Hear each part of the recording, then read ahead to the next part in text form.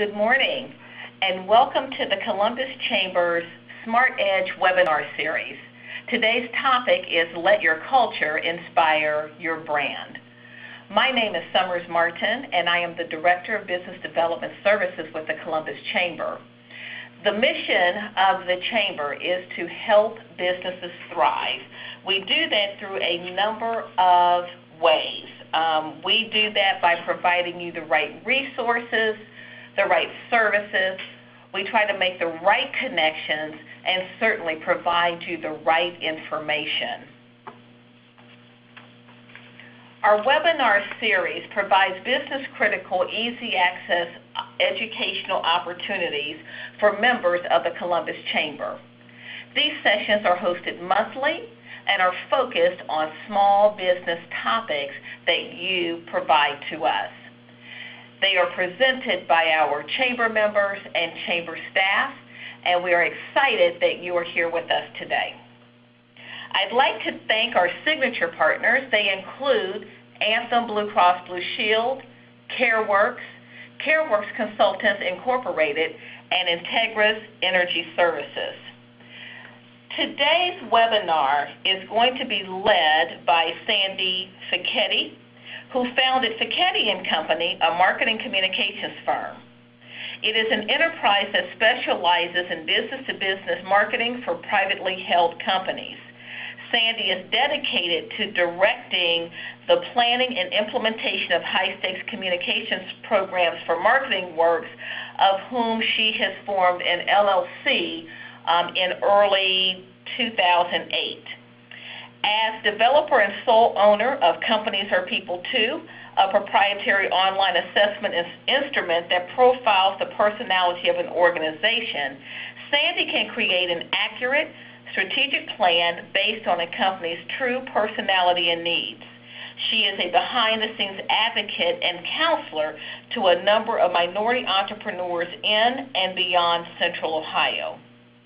Sandy's awards include the 2002 National Association of Women Business Owners Visionary Award and finalist in the Ernst & Young Entrepreneur of the Year Award. She is a charter member of Women's Presidents Organization and serves on the board for the Columbus Entrepreneurs Organization. Joining Sandy today will also be Jim Smith, who is the president of Elford Construction. I will ask that if you all have any questions, please remember to use the chat function located on the left side of your computer screen. With no further ado, I'd like to turn the presentation over to Sandy. Good morning, Sandy. Good morning, Summer. Thank you for having me. We're really excited about so many of you joining us today, and I get to speak about one of my favorite topics, which is, I call it inside-out marketing, and it's based on letting your culture be your guide. The culture-inspired brand is basically one that, what we'll talk about today is understanding the essence of your company and what makes it tick, and understanding why amazing customer service is a direct consequence of corporate culture. I'm going to give examples of companies today who have put their employees first, believing that in so doing, happy employees will create happy customers, which will in turn create more profits. So we'll try to learn today how you can define, live, and breathe your culture every day in every way. And again, I will be showing you examples of companies who are doing that and some fun ways that you might be able to do it as well. So what I'd like for everybody to do, and I can't see if you're doing it, but please indulge me, and hopefully you have a writing instrument near you and a piece of paper. And I'd like for you to please sign your name with your right hand.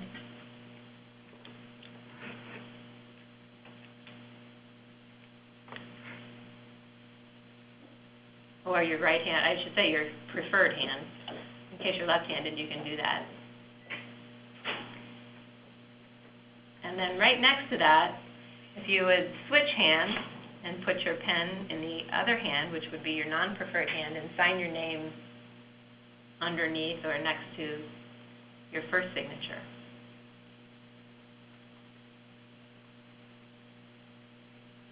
usually when I'm doing this in workshops, I hear lots of groans and moans and, oh, I can't do that, and this is terrible. So I'll just have to pretend that that's what I'm hearing out there.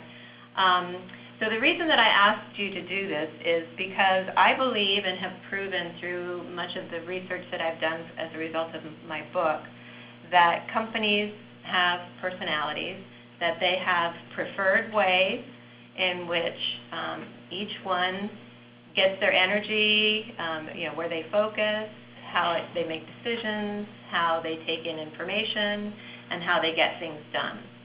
And these are the same 4 dimensions of an individual's personality. All of us were born with personality preferences. Some of you may have taken the Myers-Briggs type indicator before, and the entire Companies Are People Too is based on those preferences of personality type. But what we've done is we've put them into an organizational context. And so once you know what your company is, who it is, then it becomes much easier to make decisions based on the values and preferences of the company. So my premise when I do workshops with companies is each one of us have our own way of being, and many of us at some point in our life, usually in our teen years, have tried to fake it a little bit, and most of the time we don't make it, trying to be somebody that we're not. So I'm 100% believer in understanding what our strengths are and understanding how we are wired and then accepting each other. And then when that comes to culture and working in an organization, we're all happy if we can be who we are. As long as we base our decisions on the preferences and values of the company, then the company will prosper. So using that as a guide, I created an organizational assessment based on the Myers-Briggs for individuals, but I did it for companies. And I did this in like 2003, and Fast Company magazine got a hold of it somehow. And as a result of that, I was given the opportunity to write a book, which is something I had never thought about and didn't know anything about. But 2 years later, it came out, and so Companies Are People Too was born.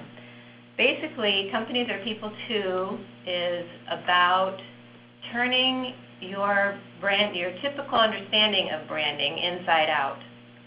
So your brand is alive, and it's alive basically in how each and every one of you are behaving. So the living brand, it doesn't matter what size company you are, whether you're startup, mid-size, big corporation, or gargantuan conglomerate, it's worth every single hour you spend and every single dime you can invest to ensure that there's synergy between your company's mission and core values and your external brand promise and brand position. So what exactly is that synergy like? Basically, it means that what you truly believe is the crucial heart of why you're in business in the first place, and how you live that belief inside your business, and then accurately reflecting that in the brand position that you convey outside of your business. So it's what you believe and how you behave inside, and then that's reflected in the branding that you do outside. So we've come up with 5 keys to brand synergy, and I'll go through each one of those in this presentation, and then we'll recap at the end. So number 1 is to be true to yourself. That's basically knowing who you are as a company. Number 2, know what matters most. What is it that you really believe in? What is your purpose beyond making money? Why do you exist as an organization? What are your values? Then number 3 is to put those words in action. It's been said that the most important thing we can say is what we don't say. And we've all heard the phrase that actions speak louder than words. I've seen many companies that have mission statements up on the wall when you walk in their lobby. We can think of, all of us probably, organizations that we've been consumers of who have said one thing and done completely another. So putting those words in action. Number 3 is probably the crux of success or failure in being authentic. And then number 4, this is the branding part. This is how you show up. This is the outfit you wear. You show up also in decisions that you make. And then the last one is, I call it mirror, mirror on the wall. So we can do 1 through 4, but we need to make sure that we stay the course, we do our checkup, and we look at continuous change. Some things never change, and those are our mission statement, our core values. You can go to the next slide. Our mission, our vision, and our values really never change. There we go. So again, I've given just our Rocky Balboa moment. If we can pull this off, we'd be standing at the top of the Philadelphia Art Museum, I think is where he was, jumping up and down because our missions, our vision, and our values match up with what we're promising and what we're saying and what we're looking like. So the internal brand, I'll just give you a bit of a background. Your internal brand, which are those first 3 items, include your mission statement, and everybody should have one of these. It doesn't have to be a paragraph long. In fact, I like them to be no more than a sentence long. Your core values, they have to be understood by everyone who works in your company, and they have to be written down. Trust me on this one, the core values are not values unless 99% of the people are doing them 99% of the time. Then your passion statement, which a lot of companies have their mission statements and core values, but not everyone has a passion statement. And it's a simple sentence that begins with, we are most passionate about enriching lives. We are most passionate about helping companies succeed. When you and your whole team can fill in the blank of what you're really genuinely passionate about, what you really care about, then you're onto something. It's kind of like, if I use an example of NASA back in the early days when asked what NASA is all about, everybody who worked there understood one thing and one thing only, and that was, we are going to put a man on the moon. So when you have a big, hairy goal like that and a wonderful passion statement, everybody is aspiring to the same thing. So when we look at your brand externally, your mission and passion and values are most commonly reflected in 3 ways as well. First is the promises that you make to your customers through your communications. Another way is your tagline, if you have one. And then lastly is your brand logo and everything that the logo embodies, which can be in your advertising, in your signage, and basically in the clothes that you wear. So internal and external synergy doesn't necessarily mean that your mission statement is the same as your tagline, but you need to be able to see and understand the relationship between the two. And so do all of your employees and your customer. Because here's the thing, when who you are and what you do really is a passion, and you've successfully conveyed that both internally to your own staff and externally to your consumers, it's the Rocky Balboa moment. And we all know what that is. So let's go to the first step in establishing that synergy. So it's be true to who you are. This is where the companies are people to instrument comes in. When I was working on the first idea of companies are people too, it was about the same time that Jim Collins wrote his first book called Built to Last. And it's a fascinating book because it covered it's research-based, which I love, and it looked at organizations who were in similar industries where some succeeded for the long term and others had not. And he really did a lot of searching into what it was that the successful companies had that the others didn't. And that's where we came out with core value. We called it core ideology, which is your mission and your purpose combined, and then your core values. It's a very, very good book, and I would recommend highly that if you're trying to come up with what your own company's mission, vision, and values are, there's some excellent examples in that book.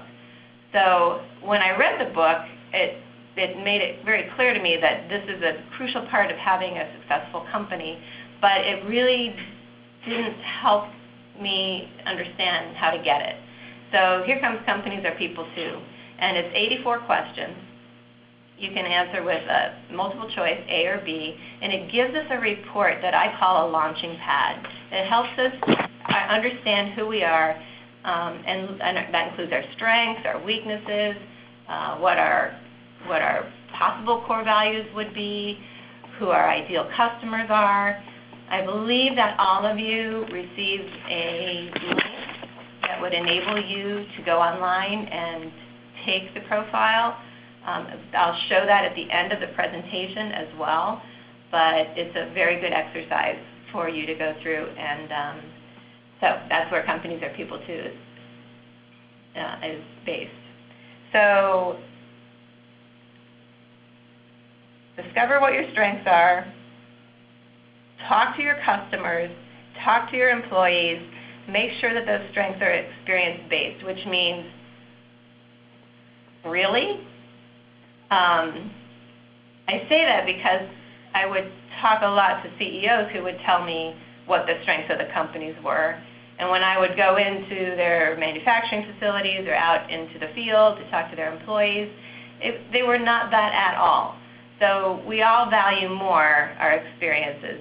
And so I would encourage you that if once you do the exercise, that you validate it by experiences. So we should be able to say, if in fact we are all about caring about our employees, then we should be able to list 20 things that prove that we care about our employees, that we are doing now. So those are just some really pretty common sense steps. I'd like to show a brief video. I'm not going to turn it on just yet because I want this.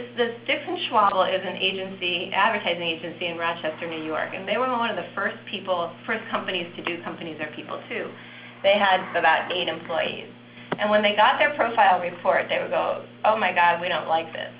And basically, it was who they were because they operated very quickly. You could give them something and they would get it done. They were extremely organized, but they had one half of the company controlling its culture, and that was the people who were the doers.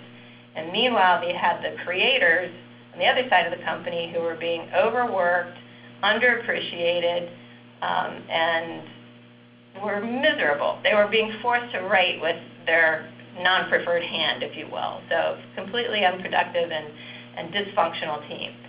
So to their credit, they realized that, and they said, you know what, we don't want to be like this. We don't want to be the drive-through agency.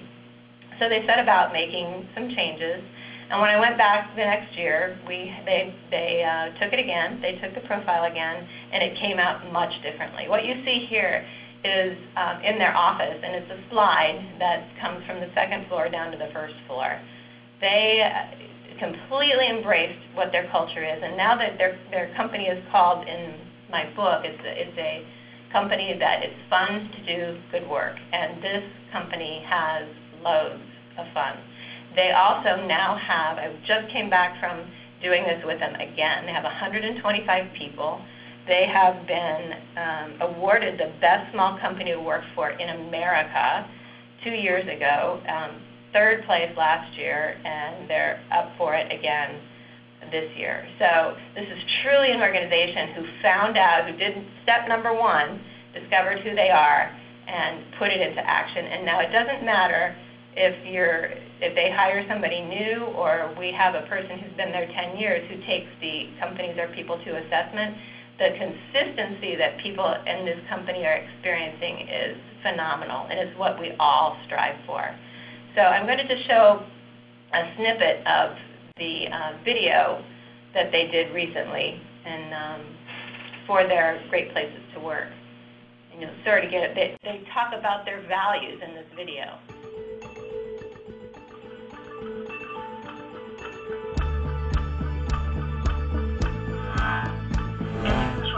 At Dixon Schwabel, you can just be yourself. They really encourage your individual sense of style, and they welcome it. The ability to take the ball and run with it if we want to. Having my birthday off is a holiday.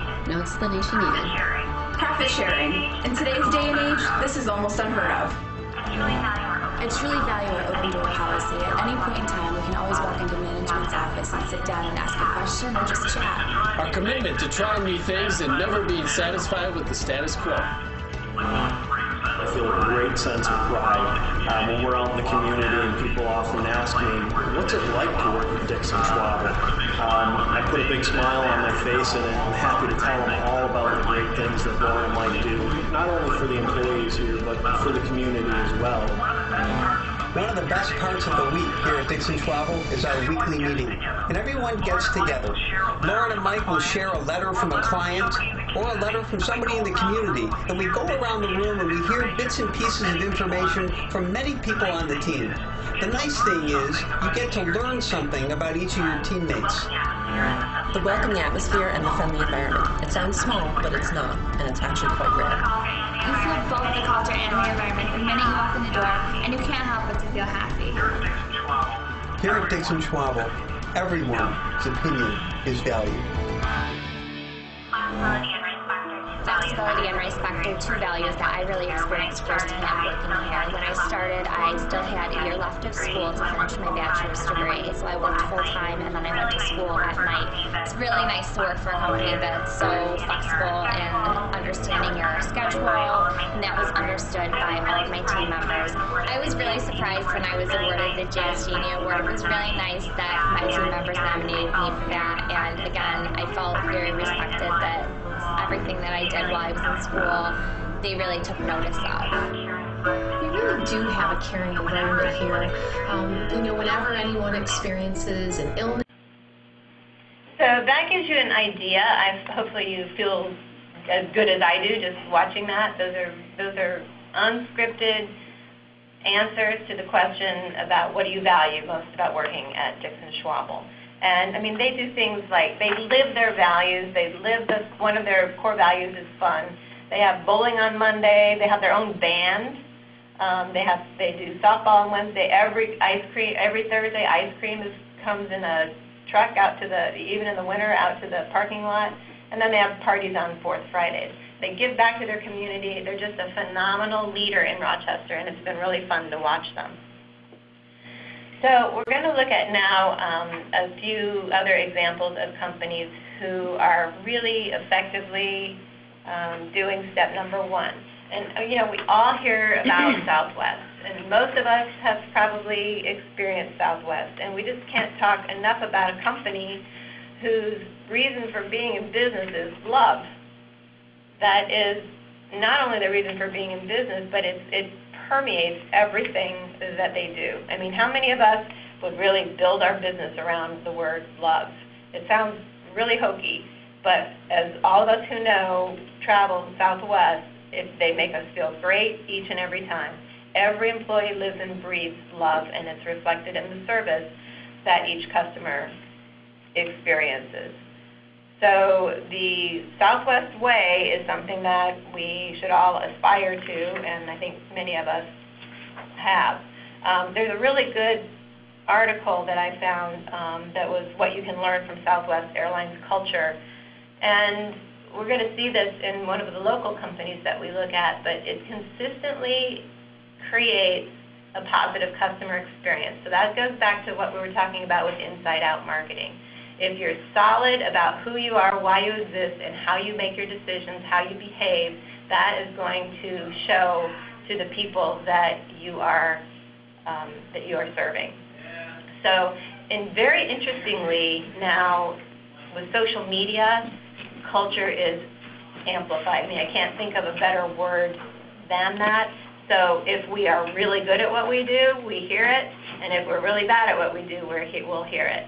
I had my intern help me with this presentation, and he was so down on Delta Airlines.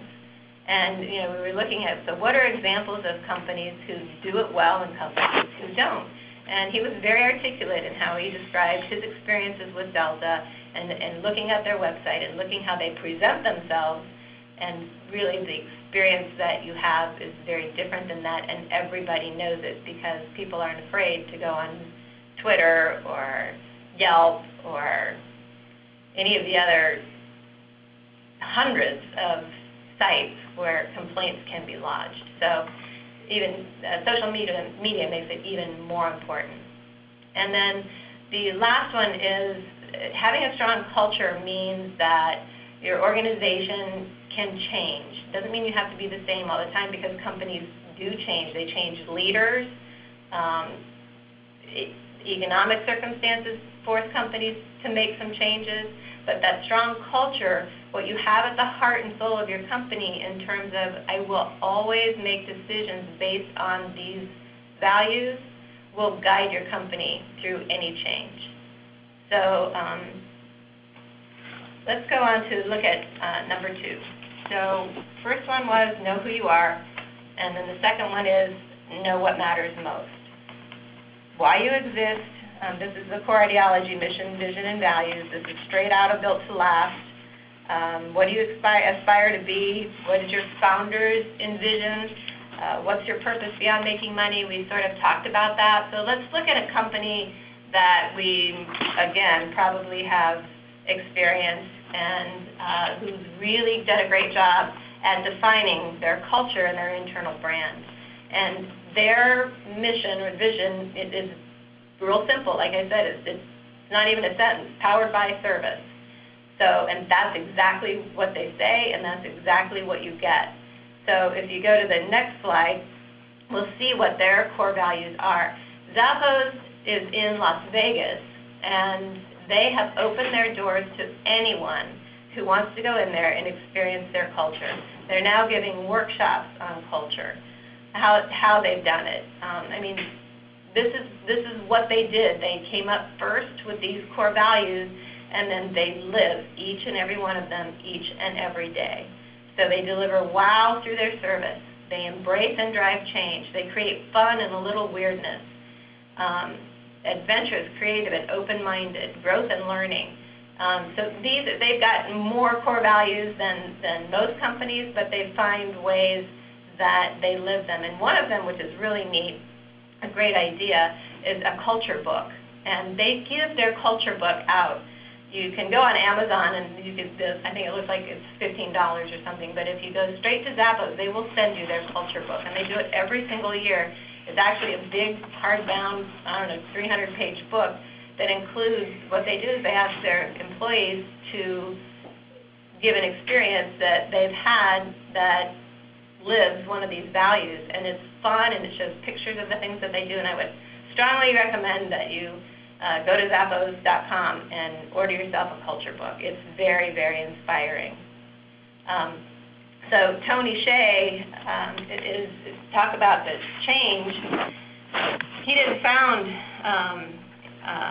Zappos, but he is definitely the leader of it, and he has written books. He is an amazing person. Everybody knows Tony Hsieh. You'll be able to see him speak if you go to the Zappos site. But what I want to say here is that with Tony, the purchase by Amazon, when Amazon bought Zappos, there's a pretty major change, but it has not affected Zappos culture. So Tony he's my hero. He believes what I believe. Your culture is your brand. Okay, so let's see what we've got next. Number 3. This is putting the words into action. I always tell companies when they come up with their core values, you've heard me say this before, that it's really not a value unless 99% of the people are doing it 99% of the time. So we really need to make sure that these are not things we want to be, these are things that we are. And then we want to continually reinforce our commitment to culture. A lot of companies do this really well. There's an example next of how, I believe it's Whole Foods, does this, how they make their values visual. So we'll flip to that real quick video and then come back to the slide.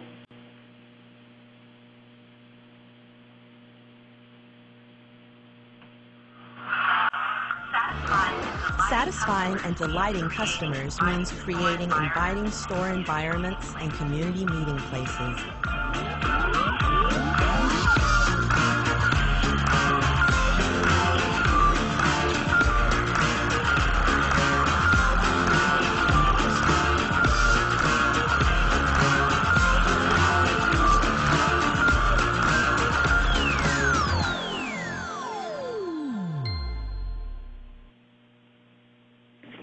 So that's just one way that you can put your values into action, make it visual. Dixon Schwabel has what they call a keeper of the culture. And so every month there's a team who's given a budget and they are able to come up with an activity that reinforces a value that Dixon Schwabel holds dear. And it might be something that they come up with like bringing in a masseuse, a chair masseuse, you know, and allowing everybody to just have a few moments of relaxation. But if they call it the keeper of the culture, and again, that's a monthly team. Ritz-Carlton has laminated accordion fold cards that every employee carries with them during work hours. I don't suppose they carry it around when they're going out at night. But anyway, it's a reminder that you can have all those things on a card. A lot of times people put it on the back of their business cards. Zappos has one of its core values on every box it ships out. So that's one way that they are reinforcing it, putting the words into action. Federal Express has safety as one of their core values. And you see that with the orange shoulder belts that they, seat belts that they have in their vans. From 25 yards away, anybody can see that the driver is wearing that safety belt. And I also really am a big believer that the values have to be the focus of your orientation. We have a local company, Cameron Mitchell Restaurants, who's another really great example to study. They have done a phenomenal job. Cameron really believes that great people giving great service creates great customers. So he focuses everything on his people. And he has a little pamphlet that he hands out that has their credo, their mission, their values, what they stand for. And he's come up with something called the milkshake story. And it reinforces one of their key cultural beliefs, which is the answer is yes, what's the question? And I have a video, again, it's an 11-minute long video, so I'm just going to give you just a real quick look at it. But you can see it at KarenMitchellRestaurants.com, or if you just Google Karen Mitchell milkshake story. I'll go ahead and tell you the story before I put the video on because the story is late in the video. But it's basically Cameron and his son were at a restaurant, and his son wanted a chocolate milkshake.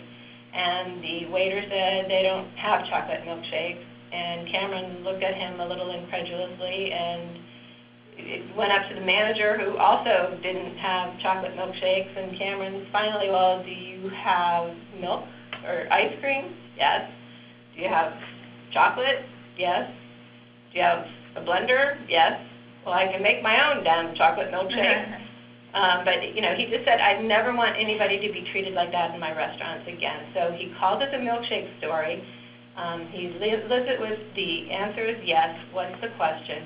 But they have milkshake awards. You know, when they have their annual company meeting, they give out a milkshake award to the person who has most embodied the values of the organization. Dixon Schwabel also does that, and you'll see later that Alfred does that as well. So let's take a real quick look at Cameron and how he's described what it is that their company, who it is that their company is.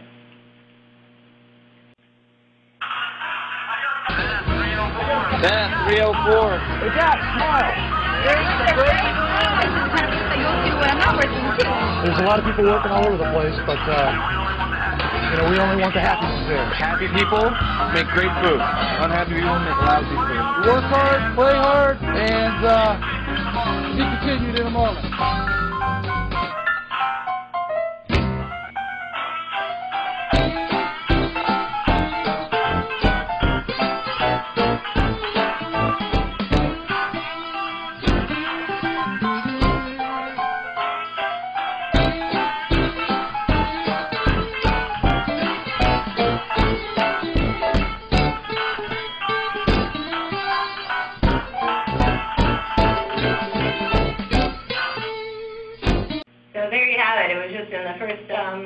Minute of the video. They got pretty much what that company stands for and how it lives out. But again, I encourage you to go online. The entire restaurant industry studies what Cameron has done with his culture. So there are lots of blog posts and articles written about it. So let's go to number 4. And there's my mirror, mirror on the wall. Couldn't resist the baby. I thought that was way more cute because we want to end up when we look in the mirror loving ourselves, right? Not looking at this ugly person staring back at us. So, I mean, that's, again, you're showing up with consistency, making sure that your external brand or the face of the company mirrors the internal brand or the heart of the company. And Whole Foods, I have another example here of how they live their values. They have a lot of values as well. Their values include obviously satisfying and delighting customers, supporting team member happiness and excellence. I won't really tell you what it is. I think I'll just let this guy tell you what it is. This is a video from one of their employee meetings. All right, this is the core values rap. So listen up. I got all 4 values included. Yep, good.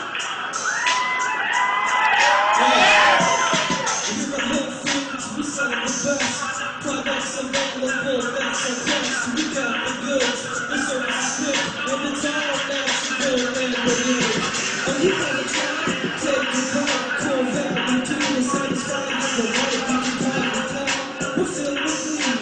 Just happiness and excellence is CV3. We're making big bucks and profit and growth. When you come in our store, you can recognize both. The money you get, but we money is need. Cause we care about our earth and communities. We build the lives with the food suppliers. It's a win, y'all, I'm truly inspired. And last but not least, we promote the health of our stakeholders. But I got nothing else.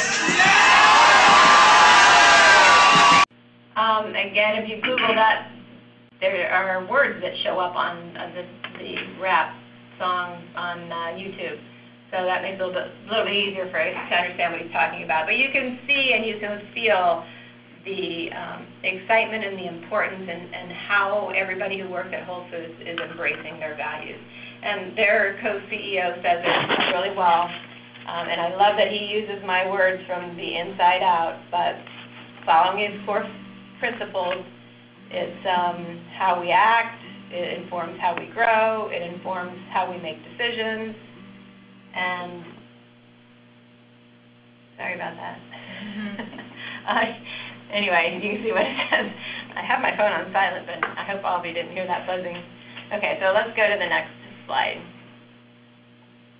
I want to get to Alfred's example. So the last one we're talking about, assess and reassess, empower and reward your staff for living the values, check your pulse, get an annual checkup, look in the mirror. So it's just what I want to emphasize here is your culture, your internal brand really should never change. And we have lots of examples also with Starbucks, but I'm not going to go into those because I would rather let Jim Smith talk about how he has effectively, or how Elford has effectively identified and lived their core values. And this has been through, what, 3 CEOs, I think? 3, yeah. Correct. So Jim, he's current president, CEO of Elford. Well, thank you, Sandy, for having me here. It's an honor. For those listening today, we first worked with Sandy 17 years ago. Can you believe that? No. 17 years ago. And we were a young organization back then. We were founded in 1910, but we were going through a lot of transformations, and we work in a very complex industry, in the construction industry, and we're involved in some very difficult markets in healthcare, retail, research and development, government buildings, school buildings, pharmaceuticals, and we're typically working on campuses that the facility's already operating. So as we were looking at our growth, because back then we were maybe a $40 million a year company, and now we average in excess of $150 to $200 million a year. We knew we were going to grow. We were going to grow in these difficult markets, and we're going to have more of our own stakeholders out there at risk every single day, and giving them the empowerment to do the right things each and every day, and how to do the right things. So as we looked at that, Sandy came in and helped us with, who are we, why are we here? At the time, we'd been in business 85 years, but still, as Sandy mentioned, as companies go through the revolution, you have to continually look at, your business model and why you're in business, but the reason you're in business and the purpose. And I might jump to the next slide here, if I could.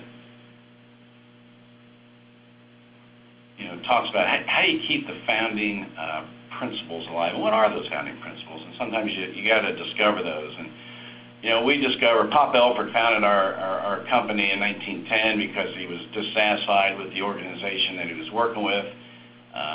He was a civil engineer, as a bridge builder, and the company that he was first aligned with, he didn't agree with the principles on quality especially. So he said, I want my beliefs to be felt by the customer directly. So I'm going to step out and employ those myself and deliver that service at the highest level possible.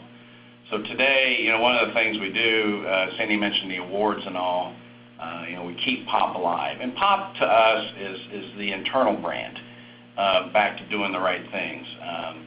There's been a handful of customers who get that and enjoy that story, but it truly is, to be professional like Pop is the internal brand. And that we recognize that it can be in accounting, it can be estimating, marketing, production, service, the carpenters, laborers, it doesn't matter.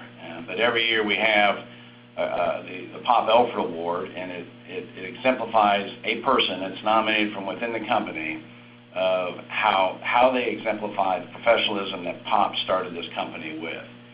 So in addition to that, the next slide, we said, well, who is Pop? Well, none of us knew Pop, but we decided to, let's create our profile of who we are and who we might represent. So we had a fun exercise here of introducing Pop, and we can see our dog's name is Dammit, and it was just a fun term we came up with. We looked down through some of those personality traits, and one I'm most proud of is the prized possession, which has reputation. We talk about reputation internally to our internal customers every day. We're establishing what our reputation is, and that follows suit with our core values, which I'll get to here in a minute, because to really have, as we talk in your book, companies are people too. People have to realize why they're working for an organization and who they are. So what we spend a lot of time and effort on is finding the champions of each of our core values or of our mission statement or of our core purpose, and identifying certain steps they've taken, certain achievements they've had, and how they exemplify those words. Because those words have to be more than posters on the wall, the first page in your proposal, the first page in your storybook. So, well, why don't we move to that slide? Because I kind of gave an overview early on, and then I'll slip to our vision and mission. 5 minutes? Okay. Our vision to be professionally Pop, again, that's an internal vision that drives the organization internally. Outside the organization, it's our mission to be more than just the best building contractor. and that's based on the experience a customer will have with us and has had with us. And then as that translates into the core purpose, so why do we come in every day to unlock the door, open the job trailer, or whatever the case may be, is our job is to make that experience a positive one for the customers. So we frame that around, it's not about us, it's about our customers, internally and externally. So we have 5 posted core values, and there's behaviors under each one of those. I'll start with the trustworthy, and I'll go pretty fast with these because we're closing up here, but these do change, the behaviors can change as your company evolves or different areas of work evolve.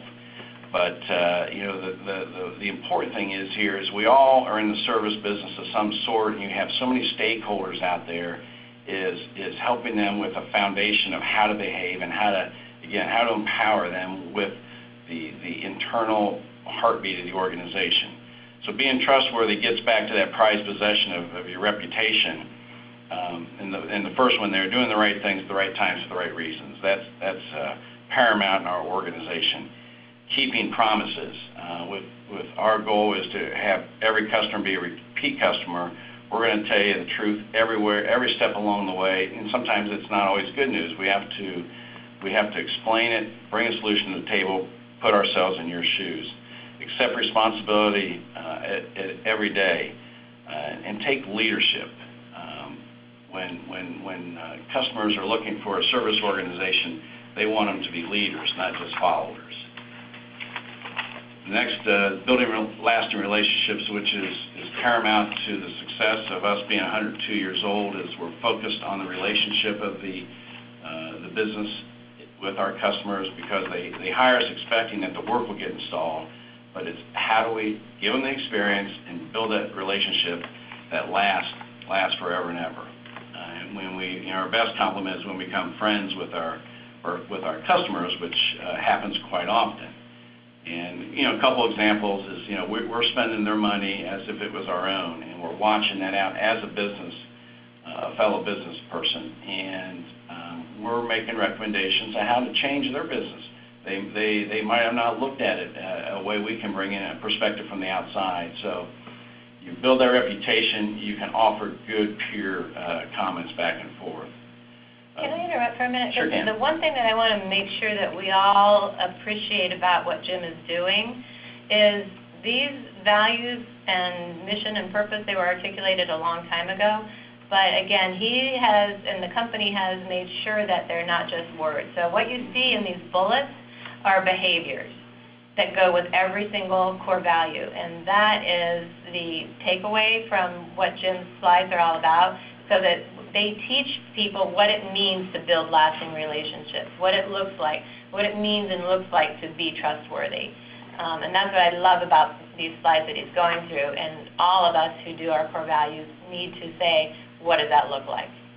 Thank you, Brandon. We start this conversation when we're doing interviews with prospective employees, or when we have interns. We do a lot of internships, and when they're here in their internship, they have to understand the demands we have on them. We want them to be at the highest level. If they're going to work in our organization, we're going to hire them more than just for their technical competencies. It's for them as a person, because we are a person. We are a person as a whole.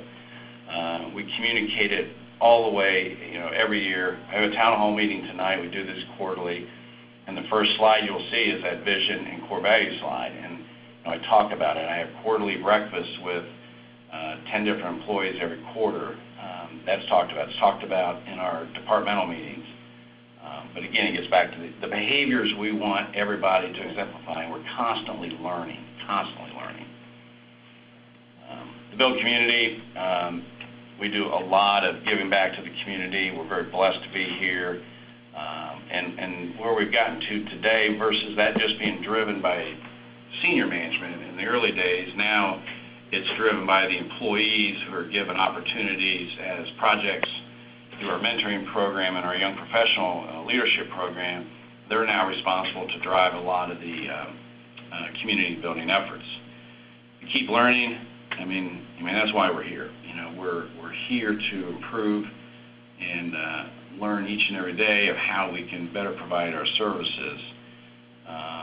One of the things that we encourage, even during the recession the last 4 or 5 years when a lot of overhead things were cut, when we made trimming as ours, we didn't lose anything on the furthering our education. We did a little differently. We used a lot more of an internal talent, but we continually inspire the spirit of we can't rest on our laurels today. We can't rest on our talent today. We got to keep improving.